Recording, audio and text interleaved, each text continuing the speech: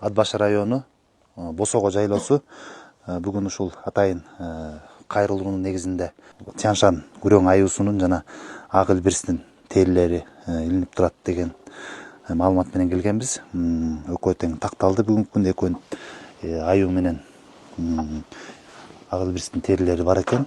Бүгүнкү күндө ушул азыр тиешелүү иш кагаздары, актылары толтурулуп, муну тактоо үчүн мындан ары тергөө жүргүзүү үчүн Нарын областтык Ат-Башыда районунун ички иштер бөлүмүнө алынып атат. Аюунун териси. Бул жерде Илбирстин териси.